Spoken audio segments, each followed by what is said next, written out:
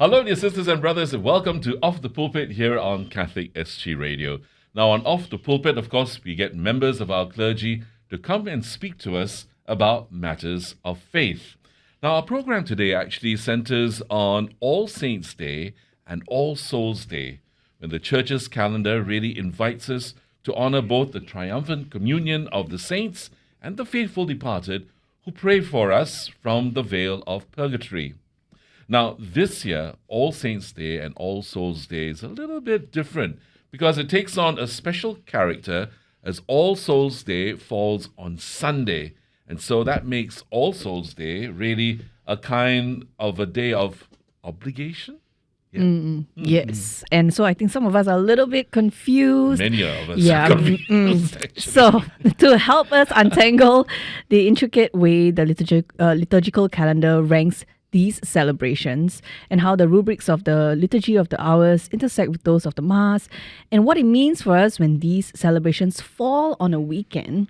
Well, today we have with us Father Ignatius Yeo. He's Professor of Liturgy at St. Francis Xavier's Major Seminary in Singapore, Chair of the Archdiocesan Liturgy Commission and Master of Ceremonies for Archdiocese Major Liturgical Celebrations. He's also Parish Priest of St. Anthony of Padua. Yeah, so stay tuned because we'll explore the theology, the tradition, and the practicalities that shape our worship during this sacred time. Father, thank you so much for coming back and being with us. Yes. Always a joy to be here. Thank you. Now, so something to really unpack. Some of these liturgical and pastoral undertones are actually, can be quite confusing for many of us. Let's start with the Liturgy of the Hours.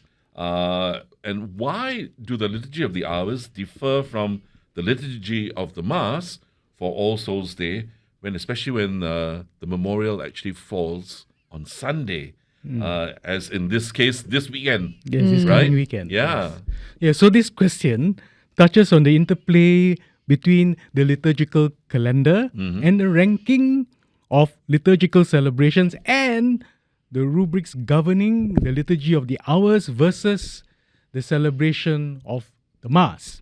And as you said, there's a lot there, so let us unpack this step by step. So firstly, you're quite right. The principle or the fundamental principle is that the Mass and the office or the Liturgy of the Hours form one celebration of the liturgy. And you're quite right in your intuition. Ideally, the Liturgy of the Hours should harmonize with the Mass of the day, since both parts form the part of the Church's public worship or public prayer, Right. or we call also the Opus Dei, the work of God.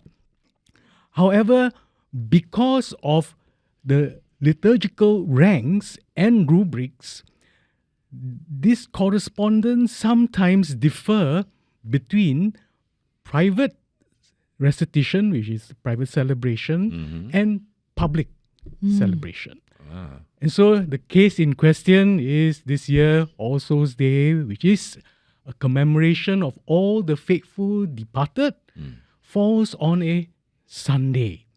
Now, according to the general Roman calendar, the general norms for the liturgical year and the liturgical calendar, in short, GNLYC, All Souls' Day is not a solemnity, Right. but rather a commemoration of a special character. This is its liturgical rank. Right.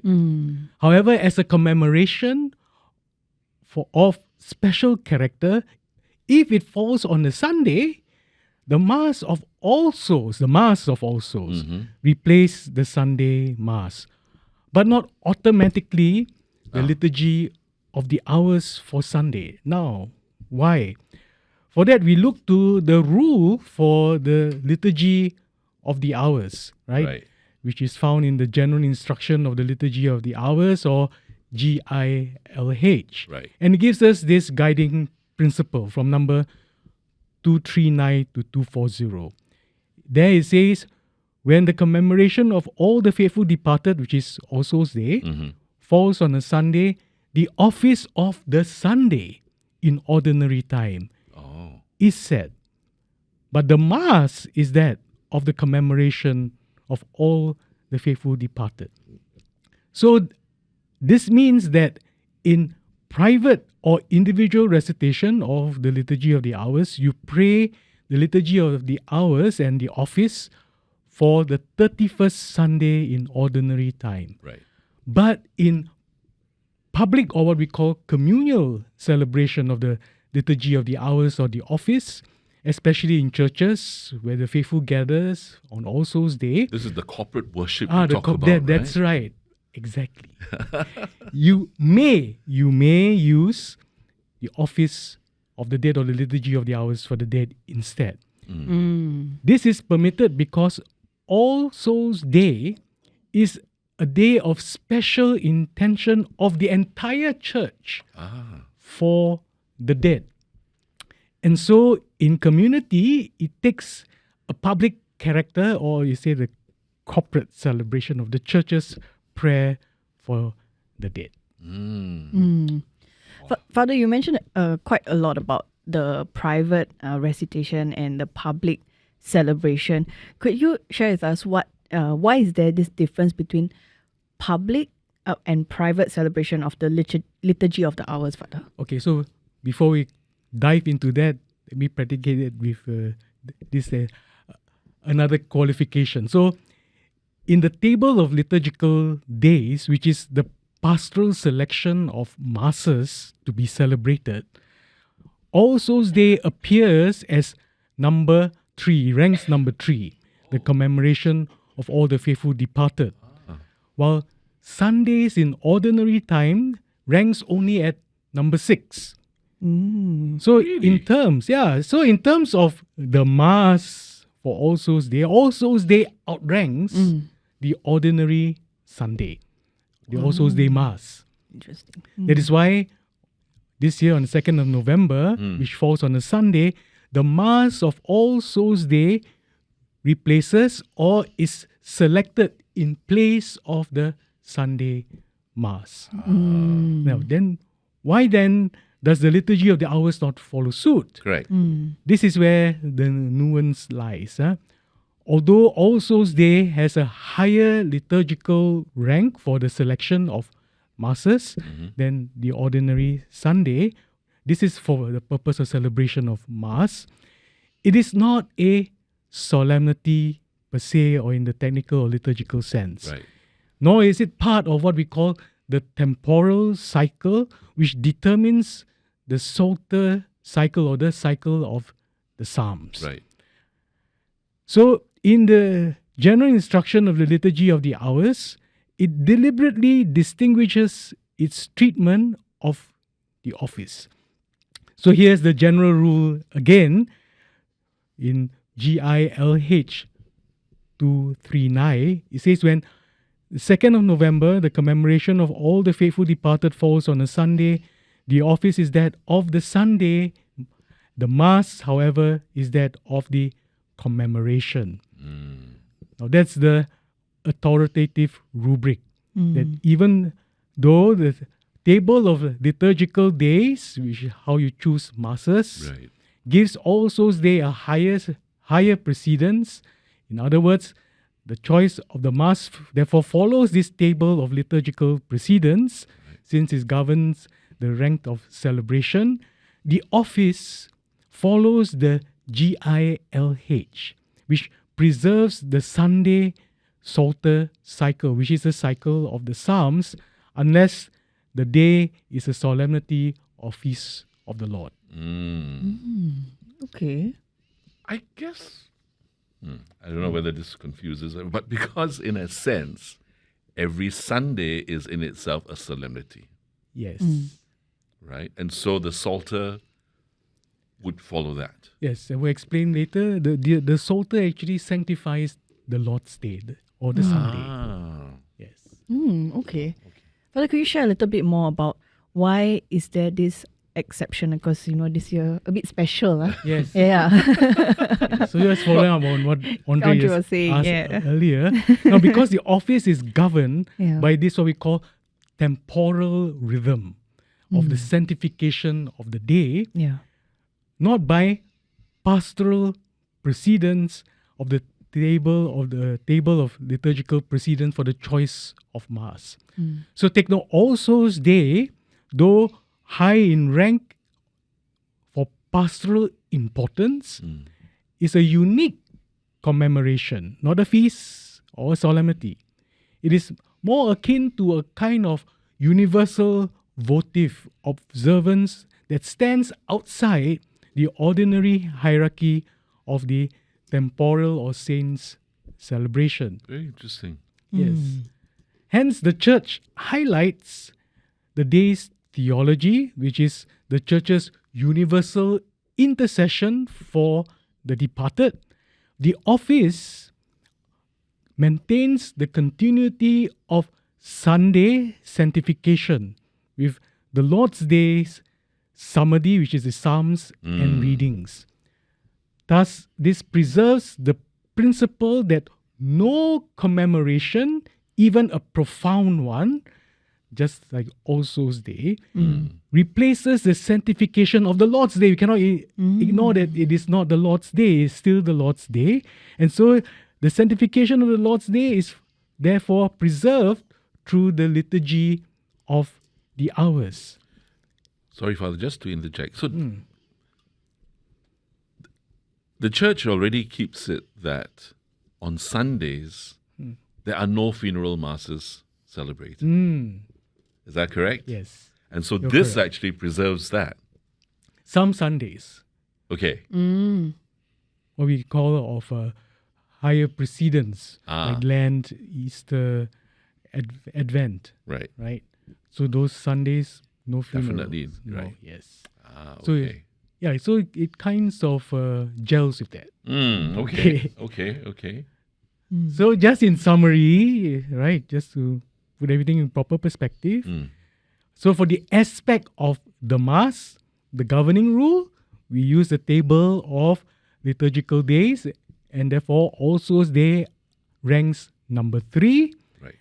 And because Sunday ranks only number 6, therefore the Mass on this Sunday, this coming Sunday, on the 2nd of November, the Mass will be of All Souls Day. However, the aspect of the liturgy of the hours, which sanctifies the day of the within the temporal cycle, for that governing rule, we look to the GILH number 239. The office of the Sunday in ordinary time is preserved and prayed privately, but the office for the dead may be used publicly, since it is the Church's universal public duty to pray for the dead on that day. Wow. Okay. So, Father, I'm sure there has to be some deeper theological reasoning and insight, right, into these governing rules of the Eucharistic and the liturgy, the Eucharistic celebration and the liturgy of the hours. Yes. Can you explain that? So the Church provides, of course, exactly as you said, a deeper theological insight. And this shows, therefore, this delicate balance between the temporal sanctification of the Lord's Day, which is the core rhythm of the Christian time, and the intercessory compassion of the Church for her departed ones. And so the Church allows, therefore, these two to coexist even on a Sunday. So on this day, which is this coming Sunday, the Eucharist becomes the great intercession for the dead. While the liturgy of the hours then remains the ongoing song of the resurrection that defines every Sunday.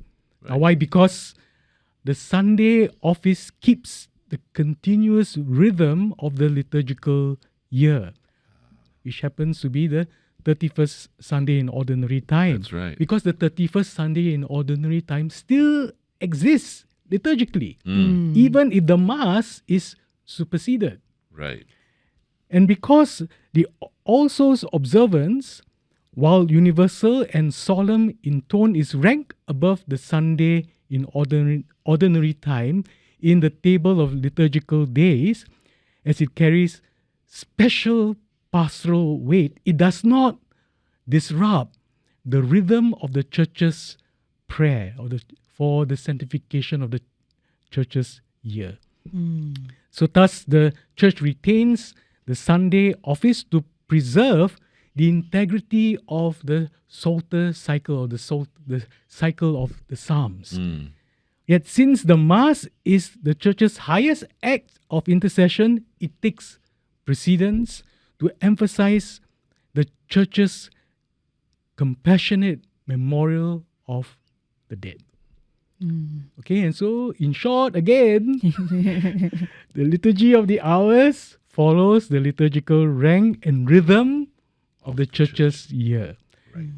The Mass on All Souls Day replaces the Sunday Mass because it is of universal pastoral importance to pray for the dead. Right. Now, the beauty of moments like this on All Souls Day on a Sunday is precisely that they reveal how the church's prayer is both rhythmic and responsive. It's rhythmic because the rhythm in the ongoing pulse of the ordinary time is preserved, Right. and responsiveness of the church, where the church's tender remembrance of her faithful departed. Actually, that's, now come to think of it, that's brilliant. Yes. Whoever came up with this. We have 2,000 years of history there. So, Father, I think we need to confirm confirm plus chop. Yes, Yeah. okay. Now it's confirm plus, then need the chop. Chop. So, the Liturgy of the Hours of Office only changes if it is celebrated publicly. And this is so this weekend, since the All Souls Office is seen as you said, a collective intercession of the church for all the faithful departed. Is that correct? Yes, correct. Correct. Again, just to be more precise, the public celebration you may use. You may. May Okay, use. so Why? there's Because still an that's the day option. that the entire church is supposed to be praying for the dead. Right. Yeah. So you may. Yes. Okay. So it's still optional. Yes. Yeah. Wow. Yeah. Because it's You still can the choose. 31st Sunday. Yeah, in correct. ordinary Yeah, time. that's right. That's true. Okay. Wow. So then, Father, are there any peculiarities during the Mass that we will notice or experience this weekend? Yes, you're quite right. And spot on. Mm. So the Gloria and the Creed is not prayed on this day, even though it is a Sunday. Now, why? Because the Requiem Mass, or the Mass for the dead, is unique among all Mass formularies. It is not festive or triumphant, but penitential, intercessory, and sober in tone. Therefore, the church's focus is not on glory, or public profession of faith, but a pleading for mercy and rest for her departed loved ones. Thus, as we see in the ordo does not include the Gloria and Creed for this day. Why? Because it is a Mass of supplication, not of festivity. Right. So you see, in the Roman Rite, the Gloria in Excelsis Deo, or the Gloria, is sung or said only when the liturgical celebration is festive or solemn in tone, and therefore it enters into a solemn praise. Right. When the church joins the angels in rejoicing. In the Requiem, or the Mass for the dead, however, it is not a celebration of victory, as in Easter, but a pleading for mercy and rest for the departed. As such, the mood is sober joy, Right. not triumphant joy. And therefore, the Gloria, which begins with glory to God in the highest, is withheld because it is not a moment of exaltation, but of intercession and purification. And so this omission reflects a kind of fasting character, a kind of mourning. Just as the church fasts from the Alleluia and Gloria during Lent, Right. so too she fasts from these acclamations in the presence of death. The absence of the Gloria symbolizes a restraint of joy, a kind of liturgical subduing of what we call somber joy. Right. So for the funeral liturgy is a kind of spiritual Lent, not denying the hope of resurrection, but expressing it through sorrow, pleading, and longing. St. Ambrose once wrote that the tears are the baptism of the heart. And the church allows this fasting from jubilation to accompany her prayer for the dead. Okay, so that's the Gloria. Right. Next, the creed is omitted because the focus of the Mass is not on the profession of faith or the public profession of faith, but of the application of faith. Wow. In the creed, we profess our faith in the Trinity, in the church, the resurrection and life everlasting. Right. In the Mass for the dead, we apply that same faith in our concrete intercession for the souls who await the fullness of the resurrection. Thus, the liturgical act is not primarily catechetical, as on Sundays, Right. but suffragal, a prayer of offering on behalf of others, where the church confesses her belief in the resurrection by celebrating the Mass for and of the dead. As such, she does not need to verbalize that faith again in the creed. Hence, the creed is omitted, not as a sign of denial of our belief, but because our faith is now expressed in our active hope and charity in praying for our departed loved ones. And so it is therefore an act of this faith, hope, charity, and love, rather than a formal profession of faith. Right. St. Thomas explains this beautifully in the supplementum found in his Summa. He says, the suffrages, the prayers on behalf of the living, profit the dead.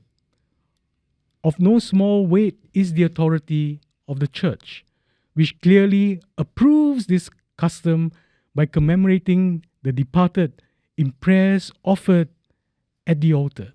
Thus, the entire Requiem Mass, the Mass for the dead, is itself what we call a credo in actis, a lived faith, a lived profession of our faith in the resurrection and in God's mercy. I love that. Credo actis. Yes. Wow. A profession of faith in action. Faith in action. Wow.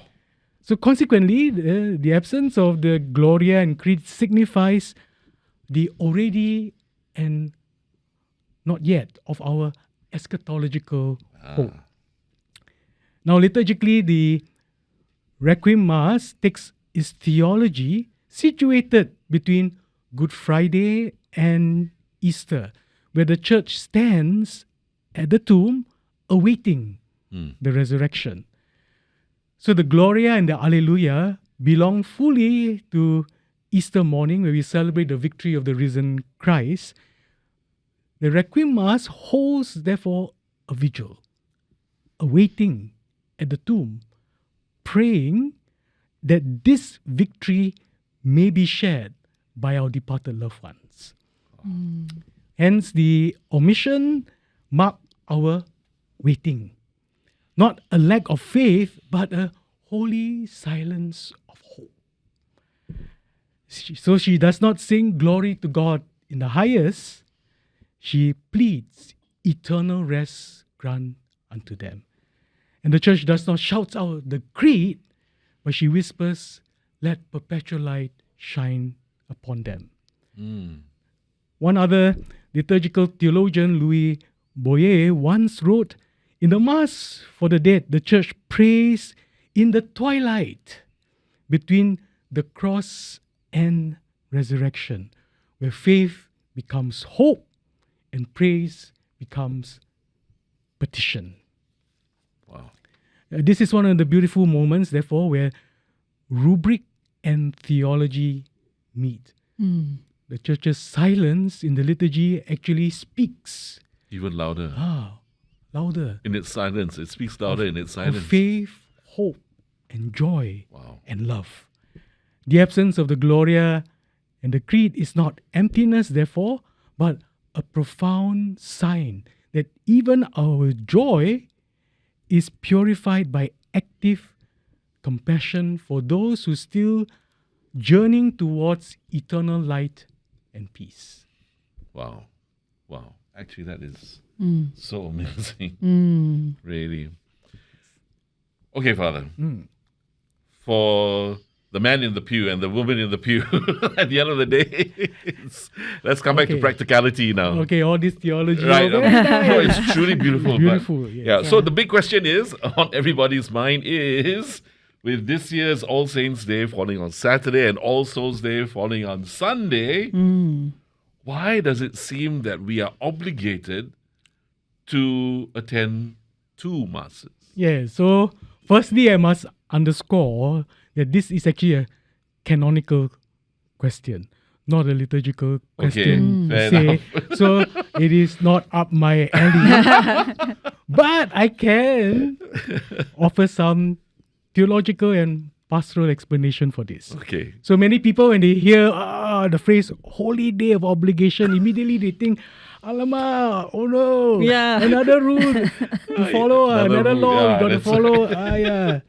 So behind that word obligation lies something far deeper and more beautiful. It is actually an invitation to love, to rest, and to remember. Right. Okay, so where did this law come from? It comes from the Code of Canon Law 1247. And it says that on Sundays and holy days of obligation, the faithful are to attend Mass, refrain from work that hinders worship, joy, or proper rest. So at first glance, it sounds like a rule book requirement. But the church's intention is not to burden us, but to protect something very precious, which is our relationship with God. Just as families set aside special days for reunions, anniversaries, God calls His family, all of us, the church, to gather around His table also on certain days. Every Sunday is a mini Easter, a weekly celebration of the resurrection. And holy days of obligation, like Christmas, the Ascension, Assumption, mark great moments of our salvation story or our salvation history. These feasts are not interruptions of our busy times and life, but they are reminders of what truly gives life meaning. So, just a fun fact. Our modern term, public holidays, owe their origin to these holy days. Because in the early centuries, Christian feasts shaped the rhythm of society. Right. Right? And so people rested from labor, came together for worship, Right. shared meals, and celebrated communally on holy days, and it became holy days. Wow. So the word holidays come from holy day, a time set apart for God, for family, for joy. And so the church's wisdom recognizes this deep human truth that we need sacred pauses to remain human. theologically, this law, this commandment flows from the third commandment. Keep holy the Sabbath. And there God doesn't tell us just to rest. He does so because he wants not to just restrict us, but he wants to liberate us from our slavery to endless work and worry. Thus, on these days, the church invites us to rediscover who we are and whose we are. Not just workers or consumers, but beloved children of God. And you know, when we attend Mass or we go for Mass, we don't earn God's favor. We, in fact, receive His gift, right? We receive His love. We receive His word, and we receive His very life in the Eucharist. So rather than see these days as religious requirements or burdens, let us see them as spiritual gifts to us. Holy interruptions that restore balance, faith, and joy in our lives. So each holy day is God's gentle reminder to us to stop running, receive my gift, come rest in my love, celebrate what I have done for you. And so in our world that prizes productivity, constant motion, the church's invitation to worship and rest may be the most counter-cultural thing, the most healing thing we can do. So we should reclaim this true spirit of these days. Let our holidays once again become holy days. We don't go to Mass because we must. We go because we are loved and want to receive God's gift of love. Right? And so coming back to the question, then why must 2 Masses for 2 obligation? Right? Why? Because it is our privilege, our joy to come and receive 2 gifts for 2 celebration. Much like when birthdays coincide with, the Lunar New Year, growing up. Actually, Andre and myself Exactly. have the privilege of experiencing that. We won't tell you when our birthdays are. But it's of course the first quarter, right? And so when it coincides, people cannot say, okay, one ang pao for 2 celebration. One for your birthday, thank you. One for your Lunar New Year. Happy New Year, Happy New Year, Happy birthday. So 2 ang paos, 2 celebration, 2 gifts, 2 celebration, 2 Mass, 2 obligations. Wow. Makes sense, right? Yeah. So I think Father has definitely Put it across really well. Yeah, and now we know. Yeah. 2 ang paos, 2 celebrations. You want or not? Yeah. Who don't want? We don't want it. And so today, we're so thankful once again to have Father Ignatius Yeo in our studio. He's Professor of Liturgy at the St. Francis Xavier Major Seminary, Singapore, and Chairperson of the Archdiocesan Liturgy Commission.